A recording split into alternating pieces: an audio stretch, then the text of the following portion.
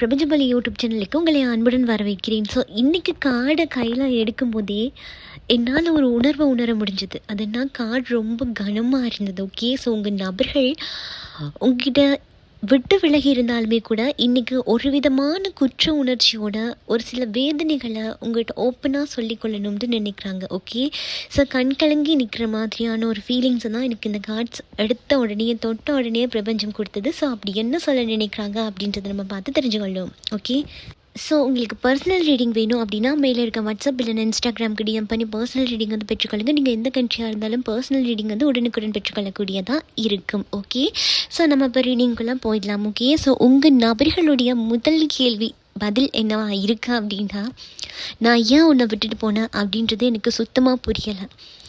என்னை சுற்றி நிற்கக்கூடிய நபர்களோட பேச்சை நான் கேட்டிருக்க வேண்டாமோ, என்னுடைய குடும்பத்தார் சொன்ன ஒரு சில வார்த்தைகளை நம்பியிருக்க வேண்டாமோ அப்படின்ற மாதிரி இருக்குது.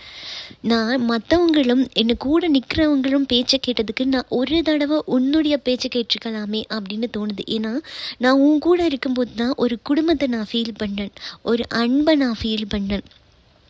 இந்த இடத்துல எனக்கு நல்லது அப்படின்னு நான் பண்ண விஷயங்கள் எனக்கு பின்னாடி இவ்வளோ கஷ்டத்தை கொடுக்குன்னு எனக்கு சத்தியமாக தெரியாது. அதே மாதிரி நீ அந்த இடத்துல எந்த அளவுக்கு ஹர்ட் ஆகி இருந்திருப்ப, அந்தளவுக்கு நொறுங்கி போயிட்டு இருந்திருப்பல்ல. ஸோ என்னால் அதை நினச்சி பார்க்க முடியலை. இப்போ எனக்கு அதை நினச்சா எனக்கு எது சரி எது தவறு, நான் இதுக்கு பதில் சொல்லியிருக்கணுமா அப்படின்னு நிறைய குழப்பங்கள் வருது. ஏன்னா என்னோடய சைடில் நான் பண்ண விஷயங்கள் செஞ்ச விஷயங்கள் அவ்வளோ கேவலமாக இருக்குது நான் இந்த அமைதியாக உட்காந்து யோசிக்கும்போது. ஏன்னா நீ அவ்வளோ பெரிய விஷயத்தெல்லாம் விட்டுட்டு, உனக்கான ஒரு அங்கீகாரத்தையே விட்டுட்டு, உனக்கான நீதிகளையுமே நீ விட்டுட்டு எனக்காக நீ நின்று கொண்டிருந்தா. பட் நான் எதுக்குமே தகுதி இல்லாத ஒரு ஆள். ஆனால் எனக்கு தகுதியானவராக என்னை ஃபீல் பண்ண வச்சு நீ வந்த, நான் உன்னை மிஸ் பண்ணிட்டனோ அப்படின்னு எனக்கு இப்போ தான் ரொம்பவே பதற்றமாகவும் பயமாகவும் இருக்குது.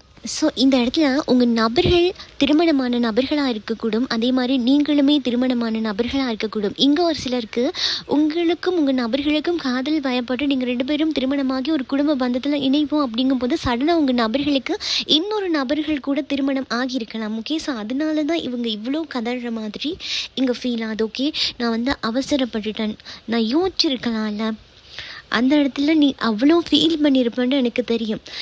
நான் எவ்வளோ தப்பு பண்ணியிருக்கேன், எல்லா தப்பையும் மன்னிச்சுட்டு எனக்காக நீ அவ்வளோ இறங்கி வந்து பண்ணும்போது நான் இவ்வளோ கேவலமான ஒரு விஷயத்த பண்ணிட்டு போனேனா அப்படின்னு நினைக்கும் போது எனக்கு என்னையே வெறுக்கிற அளவுக்கு இருக்குது. எனக்கு இப்போ இருக்க பிரச்சனைகளெல்லாம் பார்க்கும்போது ஓடி வந்து உன்னை கட்டி கொள்ளணும் அப்படின்னு தோணுது. எனக்கு மன நிம்மதி வேணும். எல்லா விஷயத்துக்கும் பதில் சொல்கிறதுக்கு நான் தயாராக இருக்கேன் இப்போ. ஏன்னா எனக்கு என்னோடய வாழ்க்கையில் நீ ரொம்பவே முக்கியம் அப்படின்ற மாதிரி நான் நினைக்கிறேன். ஏன்டா நான் இப்போ பண்ண விஷயங்கள், பார்க்குற விஷயங்கள், இந்த எல்லாமே நான் ஒரு தவறான ஒருத்தன், நீ ஒருத்தரோட வாழ்க்கையை அழிச்சிட்டேன் அப்படின்னு ஃபீல் பண்ணுற அளவுக்கு வைக்குது. I really miss you. நீ என்னை விட்டு தூரத்தில் தான் இருக்க, நீ என் பக்கத்துலலாம் கிடையாது. ஆனால் எனக்கு இப்போ அந்த செகண்ட் என்ன தோணுது அப்படின்னா, நீ எவ்வளோ தூரம் இருந்தாலுமே பரவாயில்ல, வேகமாக உங்ககிட்ட ஓடி வந்து உன்னை அணைச்சி கொள்ளணும் அப்படின்னு தான் தோணுது. அதே நேரம் ஒரு சில மௌனங்கள், நீ என்கிட்ட எவ்வளோ விஷயத்த சொல்ல ட்ரை பண்ணியிருக்க, நீ எவ்வளோ கனிவாக என்கிட்ட கதைச்சிருக்க, உன்னை மாதிரி யாராலையும் விட்டு கொடுத்துட்டு நடக்க முடியாது. நான் இருக்கக்கூடிய இந்த வாழ்க்கை இந்த செகண்ட் எனக்கு ஒரு நரகம் மாதிரி ஃபீல் ஆகுது.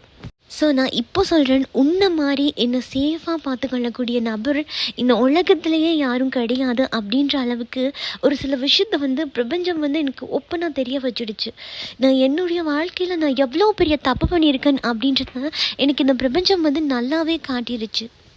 ஸோ அதே மாதிரி ஒரு சில நபர்கள் உங்களை மீட் பண்ணியிருக்கக்கூடும். ஓகே, பட் அது கொஞ்சம் பேசாமல் ஒரு அமைதியாக 2 பேரும் ஒருத்தருக்கு ஒருத்தர் பார்த்துட்டு விலகிருப்பீங்க. ஓகே, அல்லது நீங்கள் கவனிக்காமல் இருந்திருக்கலாம். ஸோ அந்த விஷயத்த சொல்கிறாங்க, நான் உன்னை பார்த்தேன், என் மனசில் இருக்கிறத பேசணுன்னு நினச்சேன், ஆனால் என்னால் முடியலை. அந்த ஒரு புன்னகையோடு கடந்து போக தான் முடிஞ்சதே ஒழிய அந்த இடத்துல ஒரு மன்னிப்பு கேட்கவோ இல்லை என் மனசை சொல்லவோ எனக்கான அந்த இடத்துல மனம் விட்டு உன்கிட்ட வர முடியாமல் ஒரு தடுமாறி நின்ற எனக்குள்ளேயே நான் புழுங்கி போயிட்டேன்.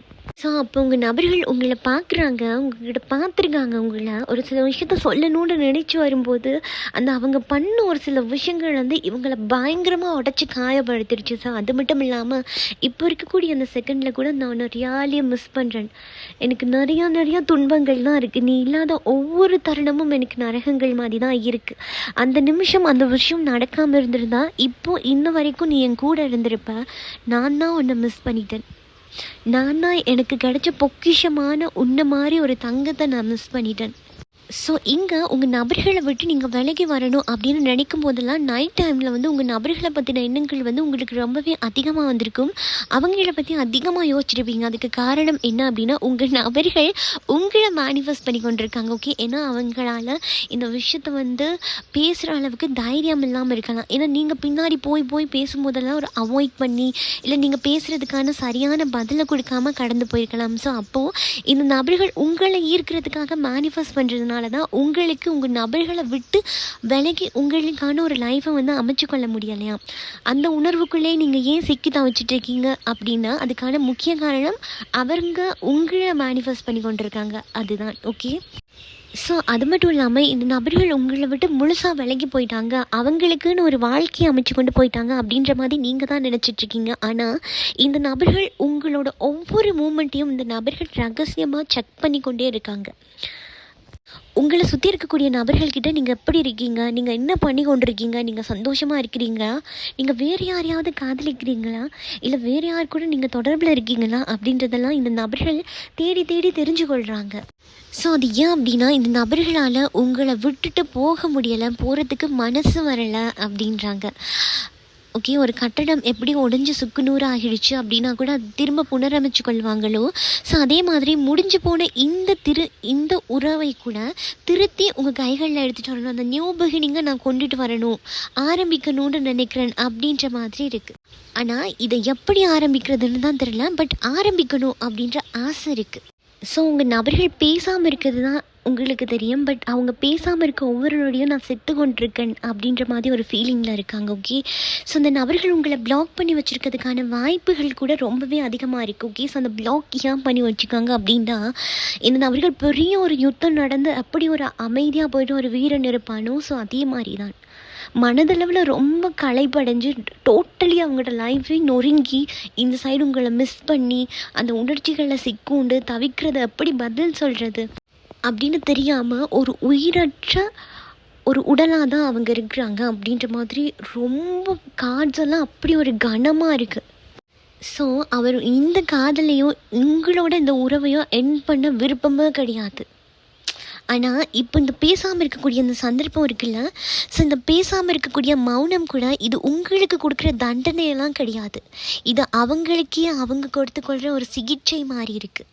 ஸோ முடிஞ்ச விஷயத்தெல்லாம் விட்டுட்டு அவங்களே தேத்திக்க பார்க்குறாங்க. பழைய நினைவுகளில் இருந்தெல்லாம் விடுபட்டு 2 பேருக்கும் இடையில் இருக்கக்கூடிய அந்த பெரிய போராட்டத்தெல்லாம் முடிச்சுட்டு உங்ககிட்ட வந்து நெருங்கணும், ஒரு மெசேஜ் பண்ணணும், ஒரு பதில் சொல்லணும் அப்படின்னு தான் இருக்குது. ஆனால் அந்த பழைய சோகத்திலேருந்து இன்னும் அவரால் வெளியே வர முடியலை. இங்கே பாருங்க மக்களே, இவங்க ஒரு பக்கம் இவங்களை எப்படியாவது தேத்தி கொள்ளணும்னு பார்க்குறாங்க, அதே மாதிரி இன்னொரு பக்கம் பழைய நினைவுகளெல்லாம் வாட்டுது. ஸோ இந்த 2க்கும் நடுவில் இவங்க பெரிய போராட்டத்தில் இருக்காங்க. இந்த நேரத்தில் நீங்கள் அவங்களுக்கு மெசேஜ் பண்ண போகிறீங்க, கதைக்க போகிறீங்க அப்படின்னாலும் அங்காலிருந்து பதில் வர்றதுக்கான வாய்ப்புகள் வந்து கம்மி தான். ஏன்னா இன்னுமே இந்த நபர்கள் சோகத்திலேருந்து வெளியவே வர முடியாத மாதிரி தவிச்சு கொண்டிருக்காங்க. ஓகேயா?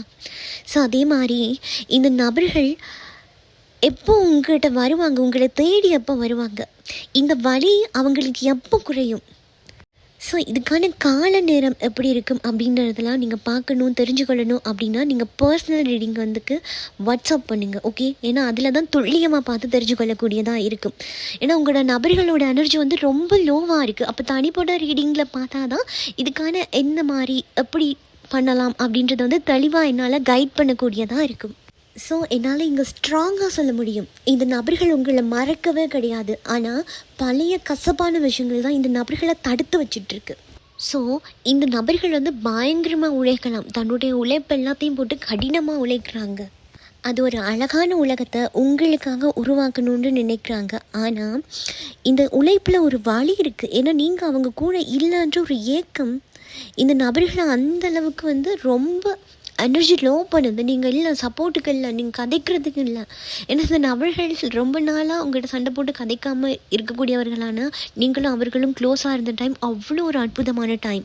இந்த நபர்கள் அவ்வளோ ஈஸியாக உங்கள்கிட்ட கதைக்காமல் இருந்ததே இல்லை. ஏன்னா நீ இல்லைடா நான் இல்லை அப்படின்னு நினச்ச ஒரு நபர்.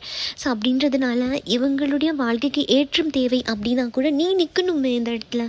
நீ எனக்கு சப்போர்ட்டிவாக ஒரு வார்த்தை சொல்லணுமே. ஏன்னா உன்னுடைய வார்த்தைகளை கேட்டு இல்லையா நான் ரொம்பவே ஸ்ட்ராங்காக இருந்தேன். அப்போ இந்த இடத்துல நீ இல்லைங்கும் போது எனக்கு அந்த தவிப்புகள் தான் ரொம்பவே அதிகமாக இருக்குது. அப்படின்ற ஒரு குற்ற உணர்ச்சியும் ஒரு தவிப்பும் தான் ரொம்ப ரொம்ப அதிகமாக இங்கே ஃபீல் ஆகுது. ஸோ கடைசியாக ஒரு விஷயம் உங்களுக்கு, ஓகே. ஸோ நம்ம இப்போ பார்த்த கார்டுகள் எல்லாமே தற்காலிகமான ஒரு வழி தான். இருட்டுக்கு அப்புறம் எப்படி ஒரு வெளிச்சம் வருமோ அந்த மாதிரி ஒரு வெளிச்சத்தை பிரபஞ்சம் வந்து கண்டிப்பாக உங்களுடைய உறவில் வந்து மாற்றத்தை ஏற்படுத்த போகுது. ஆனால் இந்த மாற்றத்தை வரவழைக்கிறது மனதளவில் நீங்கள் தைரியமாக இருக்கணும், ஓகே. ஸோ இந்த மனநிலையிலிருந்து அவங்க எப்போ வருவாங்க, நீங்கள் இப்போ என்ன செய்யணும், அவர்கிட்ட பேசணுமா இல்லை அமைதியாக இருக்கணுமா, இதெல்லாம் ஒருத்தருக்கு ஒருத்தர் வந்து மாறுபடும். இந்த கதை உங்களுக்கு கனெக்ட் ஆகிருச்சு, இந்த ரீடிங் உங்களுக்கு பொருந்திருச்சு அப்படின்னா கண்டிப்பாக நீங்கள் எனக்கு பர்சனல் ரீடிங்கை வந்து கைடன்ஸ் எடுத்துக்கொள்ளலாம். தாராளமாக உங்களுக்கு ஹெல்ப் பண்ணுறதுக்கு நான் ரொம்பவே ரெடியாக இருக்கேன். இன்னொரு விஷயம், நிறைய பேரோட கமெண்ட்ஸை வந்து நான் பார்க்குறேன். அதுக்கு வந்து என்னால் ஓப்பனாக பப்ளிக்காக ரிப்ளை பண்ண முடியலை. அதுக்கான காரணம் தனிப்பட்ட ரீதியாக தான் உங்களுக்கு ஃபுல் கைடன்ஸை கொடுத்து என்னால் பிரபஞ்சத்தின் துணையோடு உங்களை வழிநடத்த முடியும் அப்படின்றத நீங்கள் புரிஞ்சுக்கொள்வீங்கன்னு நினைக்கிறேன், ஓகே. ஏன்னா வெளிப்படையாக ஒரு சில விஷயங்களை பேசுகிறதுக்கும் தனிப்பட்ட ரீதியாக உங்கள் 2 பேர்த்தோட அந்த பிறந்த திகதி உங்களோட நேம் அதெல்லாம் வச்சு பார்க்கும்போது பர்ஃபெக்டாக உங்களோட என்ன விஷயம் நடக்குது அப்படின்றத நீங்கள் தெளிவாக தெரிஞ்சுக்கொள்ளக்கூடியதாக இருக்குது. இந்த ரீடிங் உங்களுக்கு பிடிச்சிருக்குது அப்படின்னா லைக் பண்ணுங்கள், ஷேர் பண்ணுங்கள். நீங்கள் பண்ணுற ஒவ்வொரு லைக்கும் நெக்ஸ்ட் வீடியோ பண்ணுறதுக்கு எனக்கு ஒரு மோட்டிவேஷனாக இருக்கும்.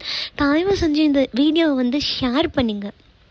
விடை தெரியாமல் இருக்கக்கூடிய இன்னொரு நபர்களுக்கு கூட இந்த ரீடிங் பொருந்தக்கூடிய மாதிரி இருக்கும். ஸோ இதே போல் இன்னும் ஒரு ரீடிங்கில் நான் உங்களை சந்திக்கிறேன். பாய், டேக் கேர்.